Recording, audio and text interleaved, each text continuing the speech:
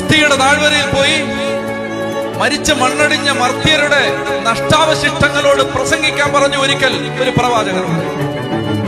മനുഷ്യപുത്ര, നീ എന്ത് കാണുന്നു? അസ്ഥികൾ നിറഞ്ഞൊരു താഴ്വര. മനുഷ്യപുത്ര, നിനക്ക് എന്ത് തോന്നുന്നു? ഇവ സംസാരിക്കുമോ? ദൈവമേ, അങ്ങേക്കറിയാമല്ലോ. നീ വേഗം ഈ നിഹതന്മാരോട്, ഈ ജീവനില്ലാത്തവരോട് എന്റെ വചനം പ്രസംഗിക്കുക.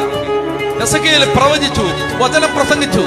സൈന്യങ്ങളുടെ കർത്താവിന്റെ വചനം പ്രസംഗിച്ചപ്പോ കിരികിരാ ശബ്ദം. നോക്കുമ്പോൾ അസ്ഥികൾ വേഗം കൂടിച്ചേർന്ന് അവരൊരു മഹാസൈന്യം പോലെ എഴുന്നേറ്റ് നിന്ന്, അതിൽ മജ്ജയും മാംസവും വെച്ചുപിടിപ്പിക്കപ്പെട്ട് ഒരു സൈന്യം പോലെ അവർ എഴുന്നേറ്റ് നിന്നു. മരിച്ച് മണ്ണടിഞ്ഞതിനെ മാംസം വെച്ച് പിടിപ്പിച്ച് എഴുന്നേൽപ്പിച്ച് നിർത്തി ഒരു മഹാസൈന്യമാക്കാനും ഒരു മഹാസൈന്യം പോലെ നിന്നെ വകവരുത്താൻ നിൽക്കുന്നവരെ ജഡമാക്കി മാറ്റാനും പറ്റുന്ന ഒരു ദൈവം ഉണ്ടെന്ന് വിശ്വസിക്ക്. പറഞ്ഞേ ഹല്ലേലൂയ. അങ്ങനെ ഒരു ദൈവം ഉണ്ട് എന്ന് വിശ്വസിച്ചു.